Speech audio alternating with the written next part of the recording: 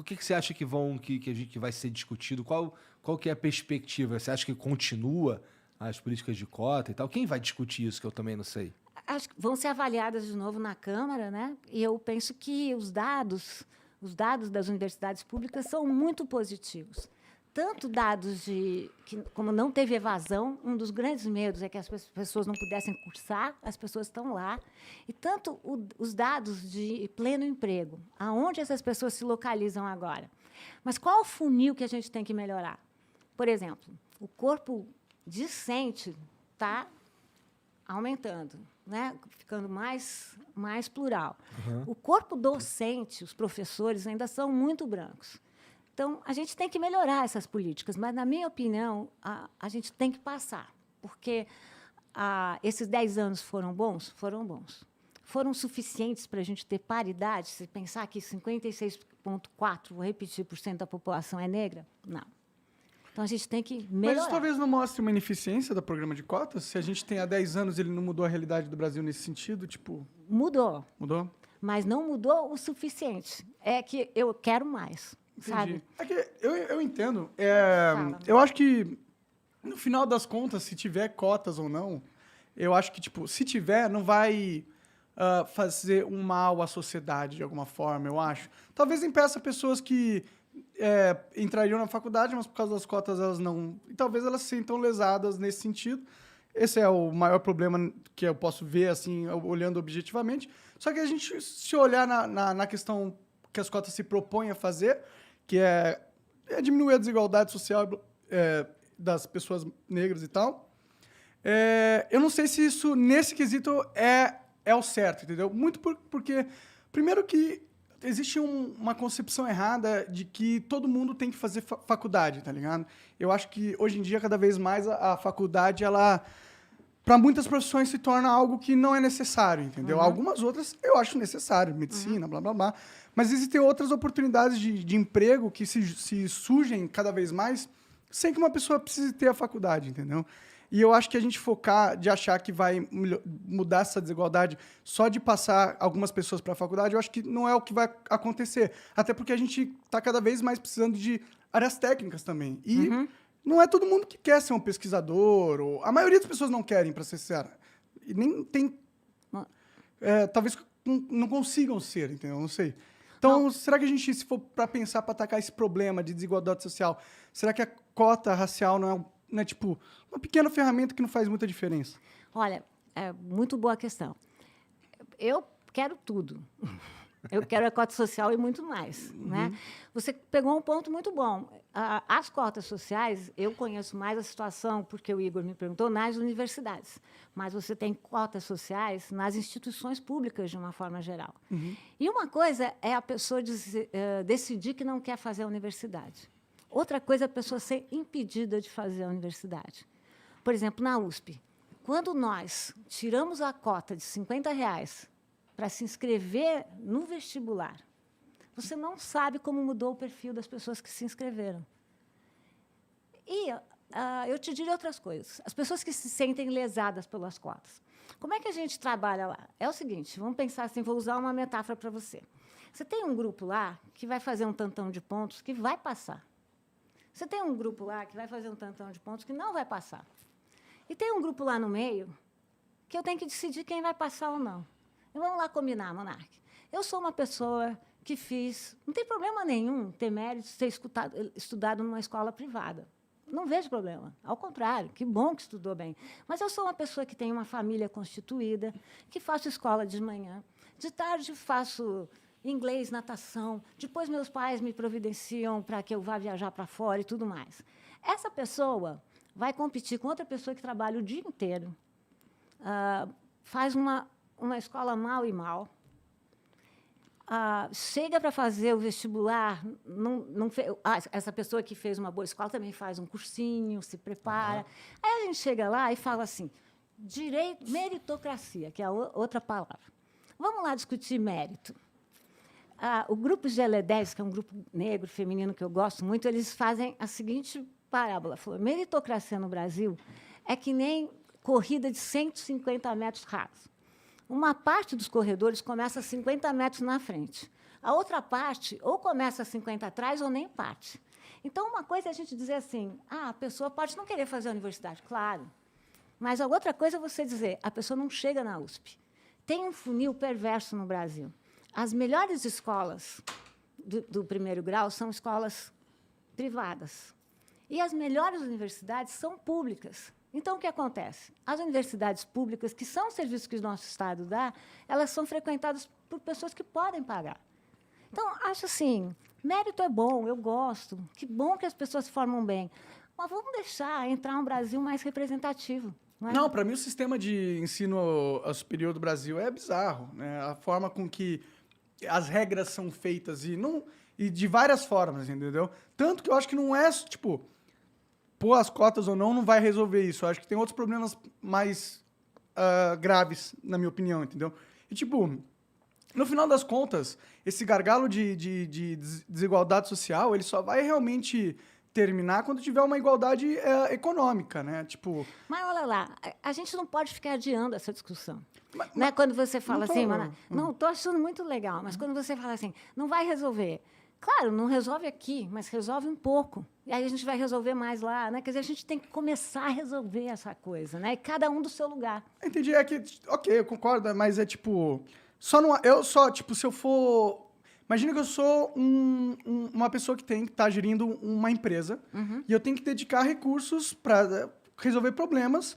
Eu acho que a gente está dedicando muito tempo nesse negócio das cotas e ele não vai resolver tanta coisa, na minha opinião, quando a gente devia, na verdade, estar dedicando para um problema que seja, na verdade, fundamental na parada, entendeu? Qual é o fundamental? Eu acho que o problema mesmo é inacessibilidade do sistema superior, entendeu? Mas esse jeito, as cotas são uma porta tremenda. É que não adianta nada você ter cotas se você tem 4 faculdades, entendeu? Era melhor a gente construir 200 e 300 faculdades. Mas nós tivemos governos que fizeram 200, 300 faculdades. Fizeram faculdades no Nordeste, né? Esse nosso governo é que não está fazendo. Mas eu penso assim... Cotas é um tema que, quando começou, todo mundo... Eu só como disse o Igor, eu já fui contra, já fui a favor, é assim mesmo. O que é bacana é que esse virou um tema entre nós. E o que está acontecendo na prática? Está permeando a sociedade toda. Olha o que está acontecendo nas empresas. Está cheio de empresa privada agora fazendo política de cotas. Cheio. Por quê? Porque, de algum lugar, você tem que começar. Entendi. E, nossa, não existia isso. Eu sou agora chamada para falar... Muitas empresas farmacêuticas, né? Estávamos falando disso no começo, empresas, bancos estrangeiros, todos com política de cotas. Ou seja, tem que entrar advogados negros, tem que entrar em posições elevadas também. Então, a questão das cotas, na verdade, é uma estratégia. É uma estratégia para a gente poder falar de desigualdade no país. Então, você tem razão.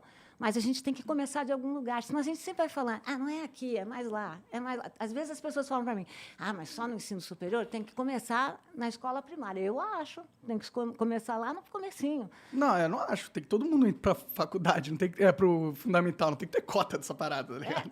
Eu acho que todo mundo tem que ir, né?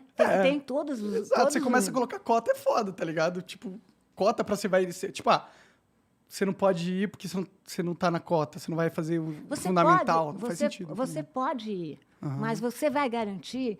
A gente começou a falar aqui de bolhas, né? Eu prefiro bolha do que condomínio. Já teve uma época que nós estamos em condomínio, agora estamos em bolha. Vamos ver que bolha fura. Olha lá, como é importante para uma criança que estuda numa escola privada, só com outras pessoas brancas, só com pessoas que têm a mesma realidade econômica, social, cultural, de repente estudar com pessoas diferentes dela. A gente começou falando de antropologia, é isso. Não, claro, eu acho que é totalmente positivo as pessoas terem diversidade no seu meio ambiente. Eu defendo cotas, sabe por quê, Monark? Sinceramente, porque, primeiro, eu acho que a gente tem que fazer reparação histórica. Não é possível o país ter tido 4 séculos de escravidão e a gente achar que, não tem nada a ver com isso, não tem que fazer reparação, coisa nenhuma. Tem que fazer. Segunda coisa, eu defendo cotas pelo lado positivo, porque eu acho que mais é mais. Quanto mais a gente conviver, que é o que vocês fazem aqui, com pessoas diferentes, melhor nós vamos ficar. Entendi, mas você acha que, tipo, mantendo as cotas, você acha que daqui 10 anos, por exemplo, a gente vai estar vendo um cenário melhor por causa das... É que eu realmente... Eu acho. como estratégia, não parece ser, tipo... Porque, no final das Olha contas, lá. a gente vive num mundo onde vence quem é mais apto. Não? Isso é a meritocracia. Não, mas aptidão... eu não tô falando de uma questão necessariamente da pessoa, entendeu? Por exemplo, se eu sou filho de um bilionário, tá bom? E eu estou querendo comprar uma casa, quem é mais apto de comprar essa casa? Um filho de bilionário ou um cara que não tem nenhum tostão no bolso? Quem vai ganhar é o cara que tem bilionário. Ele é mais apto, mas não porque ele não porque ele mereceu ser mais apto, mas ele é. É a realidade da vida. A verdade é que tem pessoas mais aptas a coisas que as outras no mundo. E isso nunca vai mudar, esse fator, entendeu? As A pessoas... gente tem que colaborar para mudar. Eu já falei que eu sou... Mas a gente não pode... É que, tipo, a gente Olha se lá, beneficia... Vamos falar em uma geração. É que a gente se beneficia... Pode parecer ruim, tipo, que um bilionário, só por ser bilionário, filho do bilionário, tenha nascido com poderes incríveis, só por ele ter nascido... Eu não acho problema. Não, ele pode parecer ruim, mas é que, na verdade, tem uma parte boa disso, que é o fato de a gente permitir no mundo que as pessoas mais aptas consigam... Mas acho que você está... Desculpa, mais apto para mim são as pessoas mais capacitadas. Sim. Mas capacitadas não são só economicamente. Você está chamando de aptos só pessoas mais capacitadas economicamente. Não. Eu só quis... esse foi um exemplo que eu usei para você Mas, então, entender que ser mais apto não significa só a questão física, mas isso- também pode incluir a questão... Mas Mas, é uma- não estou te dizendo que é só isso. Mas não isso foi é uma que eu quis questão dizer. de classe social. Né? O que a gente pode ver no Brasil? Desde 1988, depois da ditadura militar, desde que nós tivemos a Terceira República, como a gente chama, desde a Constituição Cidadã, o que a gente viu acontecer? Nos governos PSDB e PT, nós tivemos um incremento muito grande na educação e no ensino superior. E outra coisa importante, nós demos uma descentrada. Até então, tudo era Sudeste. Né? Quais são os resultados depois de 30 anos? Você tem elites negras, elites profissionais, elites intelectuais, que não existiam antes. E isso vem da onde? Do impacto na educação e da política de cotas também. Por isso que as políticas de cotas... eu te dou números, Monark. Não sei se vocês estão vendo, o Monark está duvidando de mim o tempo todo, mas eu não me incomodo. Eu gosto de acreditar que essas pessoas negras, elas tiveram um papel na ascensão delas, tá ligado? Elas têm. Tipo, porque foram ninguém- elas que venceram, tá ligado? Mas Não foi porque elas conseguiram a cota, tá Mas ligado? não é, cotas não é isso. Você tem a cota e aí você tem que vencer. Sim, Porque então, ninguém eu acho vai que... te dar nada. Eu sou Então, professora na universidade. as elites negras, elas agora são elites porque elas foram mais aptas, porque elas venceram. Não, porque isso está me parecendo darwinismo social. Mas é claro, dentro de uma competição. O mundo não é uma grande elas competição. podem vencer se elas tiverem condições de entrar. Elas não conseguem vencer se elas começarem essa corrida aí de 150 Não, metros. claro, isso aí Olha é o que aconteceu. um fator da vida. Você Pensa entra- assim, não é fator da vida. Pensa assim, os imigrantes italianos que chegaram no Brasil no final do século XIX, onde eles estão agora? Não sei, provavelmente bem. Bem, Sim. o que acontece com as populações negras? É porque são incapazes? Não, sempre lutaram, sempre existiu ativismo negro, mas tem impedimentos que são impedimentos políticos, sociais e Não, econômicos. nesse ponto eu concordo com você. E é disso que a gente está falando. Acho que a gente pode falar também, Monark, se me permitir, de branquitude. Porque o que acontece nas nossas bolhas, aí é quase um condomínio mesmo, é que nós nos acostumamos a conviver só com pessoas brancas. A gente vai para o teatro, só tem pessoas brancas. Isso me incomoda. Eu já falei Vai lá. aqui, não é porque você está aqui, mas eu já falei isso inclusive com os meus amigos aqui, que eu me incomodo de ir a lugar. Eu fico incomodado, me sinto com vontade de ir embora. Quando eu chego em lugares em que a pessoa mais escura sou eu. Então, Sabe? E assim, eu olho em volta e não tem ninguém. Eu isso aí. eu não quero frequentar esses lugares, eu não pertenço àquilo ali. Eu me sinto mal, sabe? É algo que. E eu não tô falando isso pra ficar bonitinho, não. Já falei isso várias vezes. Isso aí. Incomoda, sabe? Eu sinto falta da realidade. é isso mesmo. Porque assim, eu sei de onde eu vim. E da onde eu vim, era de outro jeito, É. sabe? Então, hoje eu chego em lugares que definitivamente não me representam. Eu acabo na companhia de pessoas que não tem nada a ver comigo. É isso sabe? aí, Igor. Essa é uma questão, porque no Brasil, a branquitude é tão fundamental que ela é uma espécie de norma que não precisa ser nomeada. Então, vamos lá. Os nossos critérios de beleza. Você fala assim, essa pessoa é muito bonita. Por que ela é bonita em geral? Porque ela é loira, de cabelo liso e de olho azul. Aí você vai falar, essa pessoa é étnica. Eu acho étnico um cara, num calor de 32 graus no Brasil, usar terno. Não, mas quando a gente fala étnico, é o outro. É uma pessoa africana, é uma pessoa indígena. Vamos lá, a gente está no museu, eu trabalho no MASP, no Museu de Arte de São Paulo também. A gente chama de arte, com A maiúsculo, o que é a nossa arte, que a gente gosta, os italianos, os franceses. E chama a arte dos outros de artesanato. Essas são coisas que a gente não se dá conta, mas isso aqui eu chamo de branquitude. E a gente começa a não ver. Tem uma diferença muito grande entre dois verbos que parecem sinônimos, né? Ver e enxergar. Uhum. Eu sempre digo que ver é uma capacidade biológica que quase todos nós temos, não todos, infelizmente. É mais genérico do que enxergar. Agora, quando o Igor fala que entra num lugar e se sente mal, é porque ele está enxergando. Enxergando é uma opção. É uma opção de querer enxergar. E o que a gente faz muitas vezes, não só nós, todo mundo, a gente não quer enxergar. Então, a gente normaliza, porque isso dói, né? Porque essas perguntas são incômodas, né? E a gente resolve não enxergar. Então, nesse sentido que eu estou falando também da branquitude, que a branquitude se acostuma. Eu que estou na universidade. Mas esse argumento de que existe um racismo estrutural, eu concordo, porque literalmente existiu a escravidão, né? E o mundo é um mundo que tudo que acontece hoje, ele está acontecendo refletido do que aconteceu no passado. Se minha mãe não tivesse encontrado meu pai do jeito que encontrou em São Paulo, eu não estaria aqui, entendeu? Então, existe toda uma galera que foi represada de participar da economia, porque eram escravos, né? E essas pessoas, por gerações, continuaram assim. E mesmo que depois que elas foram libertas, não significa que elas... Não. É aquela coisa do corredor. Elas vão sempre estar... É todo um segmento da população que foi separado por cor, por causa de racismo, que está começando atrás na linha de chegada da Totalmente, corrida exatamente. por causa de uma maldade humana, uma ignorância Se a nossa. gente parar pra perversidade. pensar, se a gente parar pra pensar, isso não é inteligente do ponto de vista social da coisa. Muito bem. Porque a gente desperdiça, isso é uma coisa que o Monark fala bastante também, a gente desperdiça potencial humano. Claro, Né?